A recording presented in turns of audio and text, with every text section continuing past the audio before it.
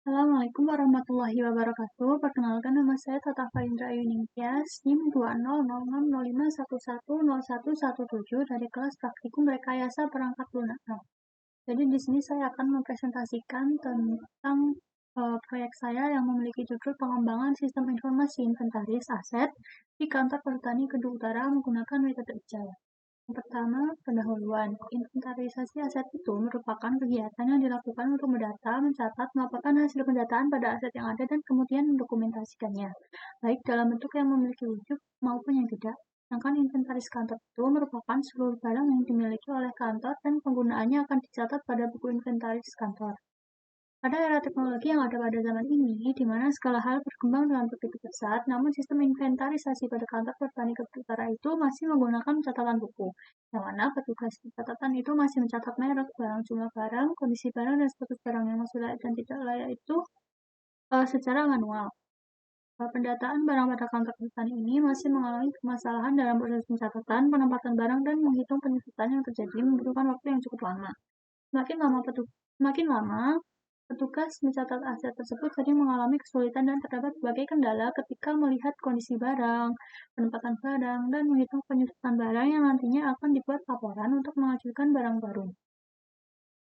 Metode yang saya gunakan adalah Agile. Metode Agile itu merupakan metode pengembangan perangkat lunak berdasarkan pada sebuah proses pengerjaan yang dilakukan secara berulang-ulang.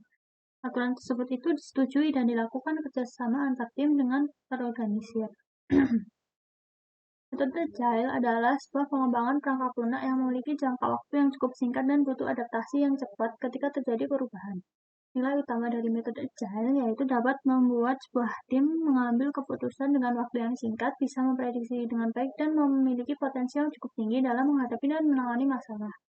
Secara umum, terdapat 6 langkah utama dalam metode Agile, yaitu perencanaan, implementasi, tes perangkat lunak, dokumentasi, deployment, dan pemeliharaan perangkat lunak. Terdapat beberapa keunggulan dari metode Agile, yaitu memiliki proses pengembangan perangkat lunak dengan waktu yang relatif cepat dan tidak membutuhkan resource yang besar, dapat melakukan perubahan dengan cepat, menyesuaikan dengan permintaan klien. Tanggapan dari klien dapat diberikan kepada pihak pengembang ketika proses pembuatan program berlangsung. Meski begitu, tentu saja metode ini memiliki resiko ketika dilakukan. Menurut survei oleh Version 1 pada tahun 2018 ini, terdapat 5 penyebab utama kegagalan dari metode Agile, yaitu filosofi, budaya, dan perusahaan itu bertolak belakang dengan nilai-nilai Agile. Yang kedua, organisasi ini tidak ingin melakukan perubahan. Yang ketiga, manajemen dan pimpinan kurang memberi dukungan. Yang keempat, kurangnya pengalaman ketika melakukan metode Agile. Dan yang terakhir adalah kurang adanya metode atau program untuk pelatihan. Masalah inventarisasi tersebut itu dapat diselesaikan dengan cara menggunakan aplikasi berbasis Android dan membangun sebuah API sebagai konsum API pada aplikasi tersebut. Aplikasi ini dapat digunakan untuk melihat merek, barang, jumlah barang, kondisi barang, dan status barang yang masih layak dan yang sudah tidak layak untuk digunakan. Dengan menggunakan aplikasi ini, maka pendataan akan lebih mudah dan cepat dilakukan. Selanjutnya adalah rancangan sistem dengan pendekatan DFG. Jadi di sini terdapat DFG level 0 dan juga level 1. Untuk level 0-nya terdapat 3 external entity, yaitu karyawan, petugas, pimpinan. Pertama-tama petugas itu akan melakukan registrasi dan kemudian datanya akan divalidasi, dan ketika pendaftaran berhasil maka petugas itu akan mendapatkan hak akses. Kemudian karyawan juga akan melakukan registrasi dan kemudian akan divalidasi oleh petugas dan akan mendapatkan akses sebagai karyawan. Akses dari karyawan itu dapat melakukan laporan inventaris atau melakukan peminjaman. Kemudian pimpinan melakukan registrasi, kemudian setelah divalidasi maka akan mendapatkan akses pimpinan, yaitu dapat merespon pengajuan inventaris dan juga melihat laporan dari inventaris yang ada. Kemudian untuk level 1-nya,